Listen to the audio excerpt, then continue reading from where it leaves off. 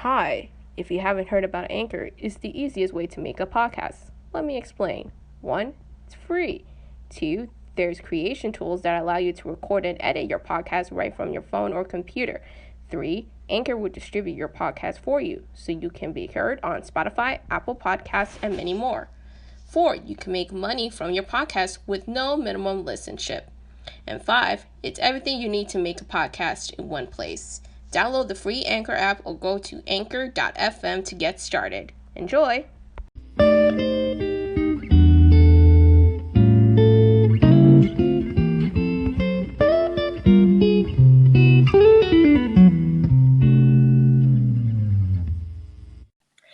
Hi, everyone. Welcome to episode 4 of Marketer Pitch, the news and trends podcast from a Vantage Black and Brown perspective. I'm Yesenia, so one half of the co-hosting team, and to my opposite end is the other half of the squad, co-host and friend, Corey Davis. Sound like a baseball announcer. Hi, everyone. How's it going? Hope everyone had a great Thanksgiving, and hope you did too, Yesenia. Yes, I hope. I'm glad you asked that, Corey. Thank you so much. I know this Thanksgiving has been unexpected, on certain accounts. And thank you for that baseball reference again. As everyone knows, that I am a major baseball fan. It's in my blood, and we'll talk about it at another time. Yeah, and I actually will say you're calling us a squad now, so we're like the podcast version of the squad in the House of Representatives. So I like that. We're the squad. I am practicing around with different types of wording, for these intros. So please, let us know what are your thoughts about this, via email at marketerpitch@gmail.com. We want to hear from you. But I think I'm zeroing in on the perfect wordings. I'm a perfectionist. What can you do? It's in my blood. No, it's perfect. I love it. Continue with the alliterations and the wording. I love it. Once I zeroed in on something, it's going to be kept for real, and it appears that I am in fact zeroing in. I kind of like this intro, to be honest. Same. All right, Corey. Do you realize where we are now? We're in December. 3 weeks ago, before that, I can't believe it. I think everyone wants to get there at this point. 2-week break. Here we come. Can you believe we've been, well, like I said, I'm in California, you're in New Jersey. So if any listeners who are in other states, I would say not quarantine-friendly states, they can't agree. But can you believe we've probably been, air quote, quarantined for coming up on 9 months? Like, who would have thought back in March that we would still be doing this in December? And it's unfathomable, to see as to how the year has, really transpired, but I think, we all have, a certain amount of thoughts, a lot of self-reflections, and now we now got through that first holiday bridge, Thanksgiving, good sneak peek. Now the real countdown begins. Speaking of Thanksgiving, how was yours, my friend? You know what? My Thanksgiving actually was pretty good. So just because of everyone knows and COVID-19, the cases are skyrocketing. Unfortunately, the deaths are also skyrocketing. So I did the smart, sensible thing. I'm not from California. My family's all on the East Coast, and I stayed home. I think I mentioned it on the last podcast. That was my plan, but I actually did do that. I stayed home. I did a non-traditional Thanksgiving. So instead of turkey, I had chicken wings. Instead of ham, I had meatballs.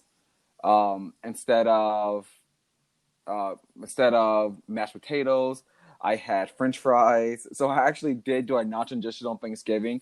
And you know what? I'm quite happy about it. It was probably one of the most relaxing, stress-free Thanksgivings I've had in a while. Didn't have to deal with family drama. Didn't have to deal with awkward conversation. Didn't have to deal with getting dressed up to go to a big dinner. Didn't have to deal with hours of prep work. This Thanksgiving in 2020, in a strange year, to me turned out to be a natural good one. How about yourself? I know last podcast you mentioned this great food that you and your family normally have. So I was salivating on, I said these wings. I wish I was having what you're having, but please tell me you had all of that great spread that you mentioned last podcast. My recap is in one word: quiet. We had good food. And yes, Corey, I am very pleased to say that we did, in fact, had arroz con pollo and pernil. Thank you to both of those foods Oh my because it was goodness. beyond delicious. Even the leftovers the next day were 10 times better than what it was on Thanksgiving Day. And of course, the usual quality time with the family is all you can ask for at this point. Thanksgiving then transitions on into Black Friday and Cyber Monday. I actually did hit the mall this past Saturday. We all know that particular day was Small Business Saturday, the importance to support and buy products for small businesses. Given the circumstances, this year was more important than ever. Did you buy on Black Friday or Cyber Monday, Corey? You know what? I actually did venture out to the stores on Black Friday. I'll say unfortunately because I had no plans. I'm not a Black Friday shopper on a non-pandemic year. I tend to avoid crowds. To me, if I can only afford something on Black Friday, then in my opinion, I can't afford it. Period. So I try not to go out on Black Friday. I actually did go out this Black Friday, not because it was Black Friday. It's because I'm actually moving. I'm moving places next month, and I have to start just getting everything prepared. So I went to IKEA to buy a couple of items, and then I had to go to Lowe's and a couple of home improvement stores. And surprisingly, here in the Los Angeles area, the roads were actually really good. I pretty much got up and down town within 15 minutes. On a normal time, on a normal Friday afternoon, that 15-minute drive would take me double, 30 minutes. But the crowds weren't that bad by me on Black Friday, surprisingly, which is a good thing. People had actually heeded the warning, stayed home, didn't go out and shopping.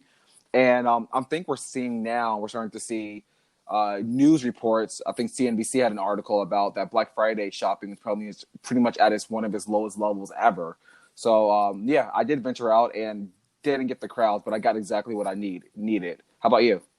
Well, I started buying my Christmas presents on Cyber Monday. Great deals. The shopping will continue as we get closer to the holidays. Anything with good deals will capture my attention. Also, I typically was one of those Black Friday fanatics that would go to the malls to get the best of the discounts. I don't do that anymore. I prefer, doing my shopping online since the deals are much better, and as well as, the shipping options. But we will be diving into this subject momentarily, so stay tuned. Before we start the show, I want to give our audience a sneak peek on our 2 upcoming episodes. As we zero in on the end of the year, we're going to be looking back at the top/best moments of 2020 and then look ahead towards 2021, giving our predictions for what's going to happen in our respective industries. Corey, I think this is going to be a great discussion. Lots of topics to choose from. Yes, and it's best moments of 2020. I'm pretty sure it's going to be one or two. Get those lists ready, everyone. If you look at the best moments of 2020, I think the list will be very short. But this is going to be fun. So if you want to join in on the conversation, email us at marketerpitch@gmail.com. Also, our podcast is available at various podcasting mediums. Like, share, comment, and subscribe. Okay, let's dive into episode 4. We got double the headlines on the news of the headlines of the week, as well as sports and communications post-COVID in the ad chat and bulletin board segments.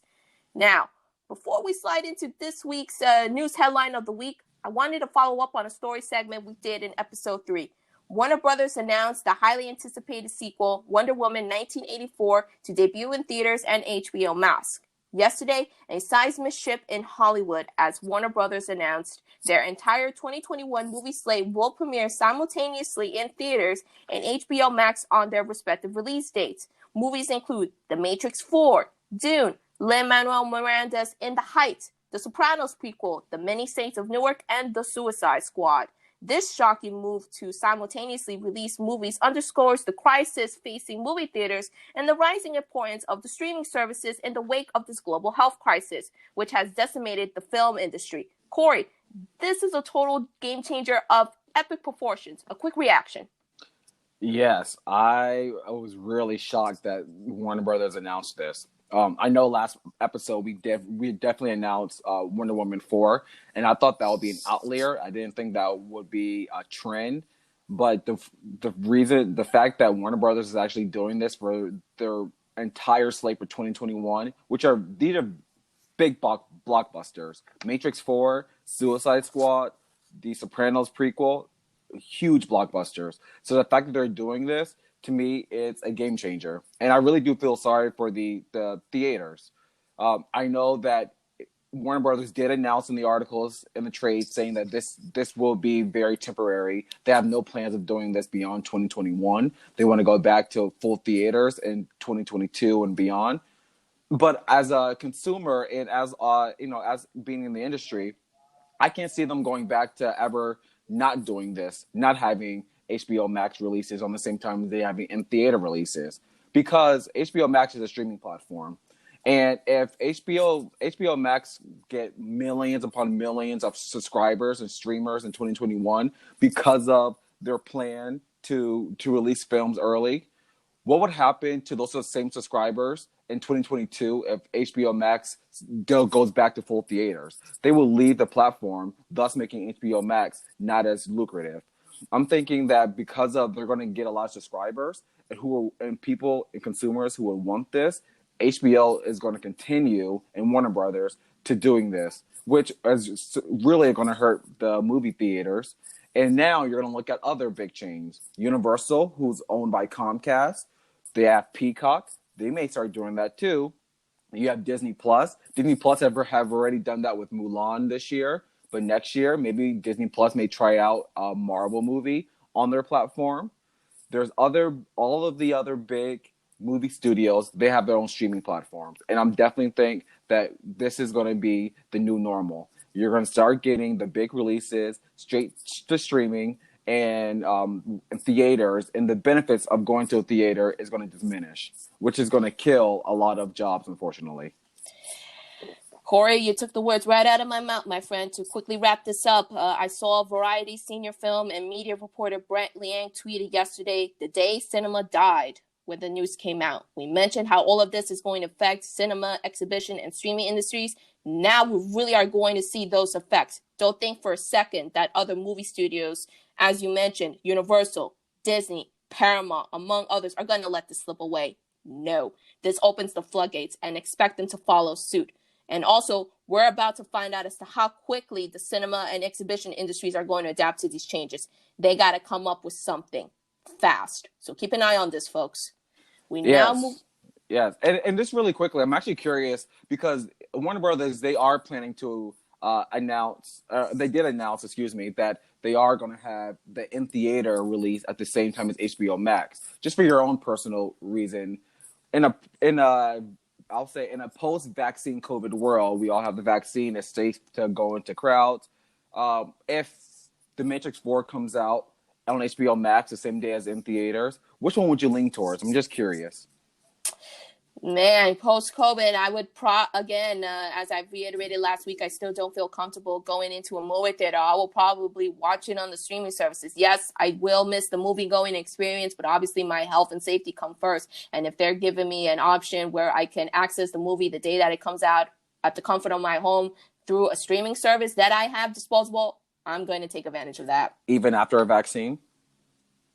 Again, I think it's going to depend on the movie personally. If it's a movie that I view, that I want to experience it via the movie theater, then I'm definitely going to do that. If not, then probably I'll be watching it from the comfort of my home. I think it's going to be by a case-by-case basis from a movie standpoint. I have the same opinion. I probably now go to the theaters, not now. Before COVID, went to theaters maybe about once a month, so let's say 12 times a year. I definitely think if this becomes a new normal across all movie productions and movie studios, I'm thinking my going 12 times a year will probably half that. I probably only go 6 times a year and only go for the big ones. And for like the ones that are so-so, I think I'll make a night at home and watch it on the streaming platform.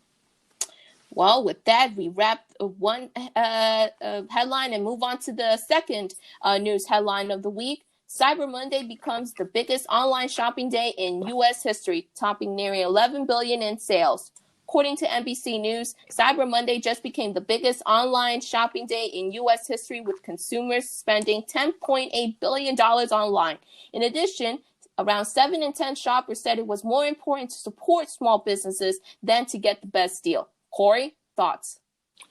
Yes, this is not surprising to me. Like I was mentioning a little earlier in the show, When I was out on Black Friday, the crowds are extremely light. So I'd imagine, just like what you said for Cyber Monday, that the crowds who would normally go out on Black Friday stayed at home, which is great, protected themselves from the virus, and shopped online.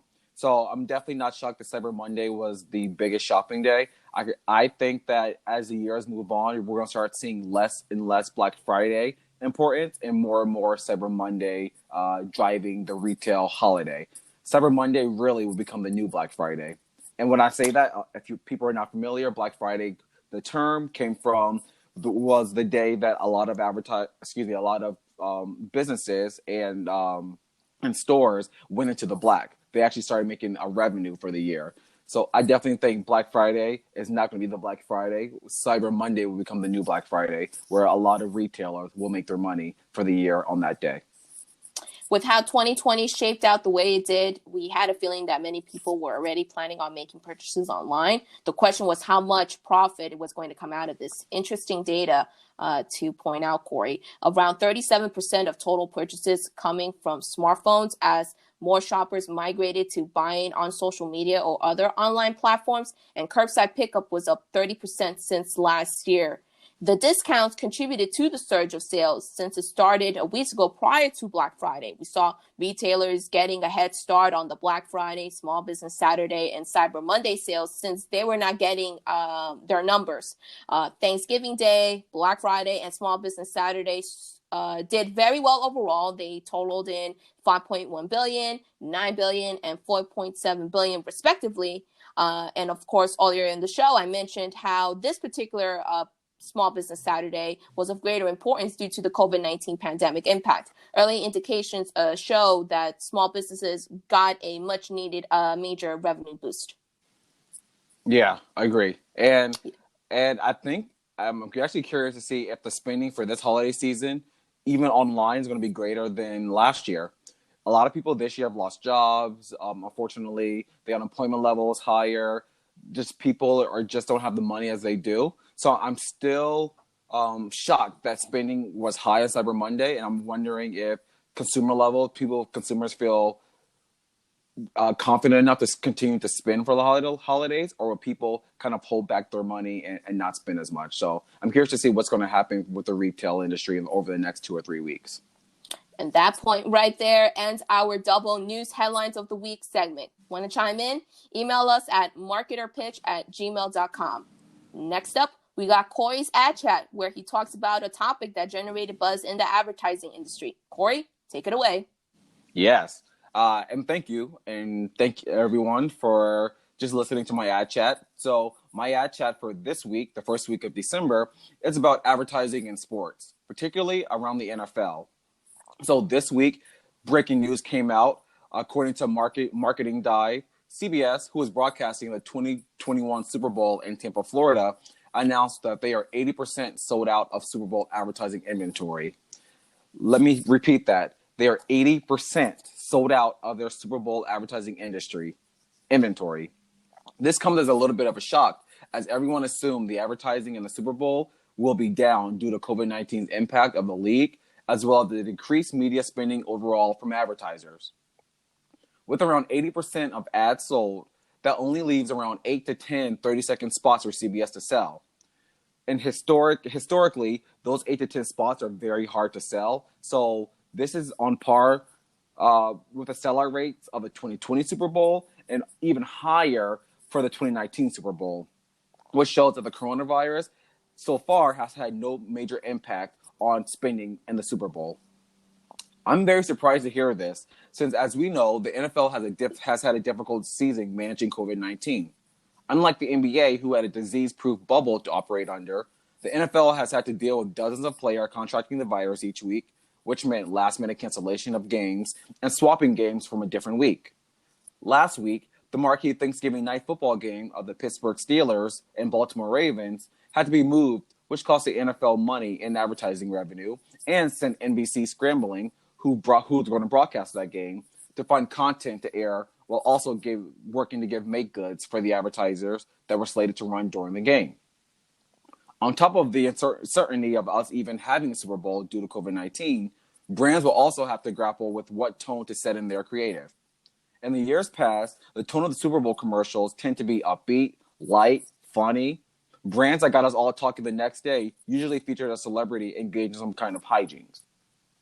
With COVID-19 killing close to 300,000 Americans thus far, the unemployment rate being up, and millions of Americans facing eviction, one has to wonder if any of these brands has to come off as tone deaf if they can create an upbeat, funny spot that does not match the mood of the country. Additionally, it's reported that CBS is asking close to $6 million plus for a 30-second spot in the Super Bowl.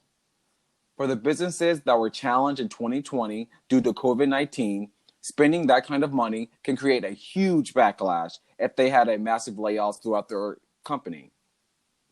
While being in the advertising industry, I'm very happy that brands are still spending and recognizing the importance of advertising on TV and across the digital platforms. I just think it will be good for brands to take a pause and really ask if advertising the Super Bowl is worth the investment and possible backlash that they may receive from consumers. Yesenia, I want to get your thoughts. With everything going on in the world, are you, one, surprised that so many brands are already clamoring to be in the Super Bowl? And two, do you actually think if you were a retailer and advertiser, it's actually worth the investment to advertise in the Super Bowl in 2021? First and foremost, I'm a sports geek, so seeing something sports related brings me joy. Hopefully, we touch on more sports news. Second, is the NFL even going to make it to the big game? The league is currently experiencing a strong COVID-19 outbreak that's causing havoc on the season. Many players and staff had been affected and games constantly being pushed back. Here's the tidbit.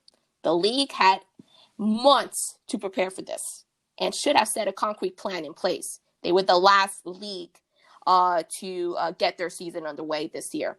They saw what the other sports leagues have done, and they could have adopted a similar strategy, but didn't. This conversation can be done for another day.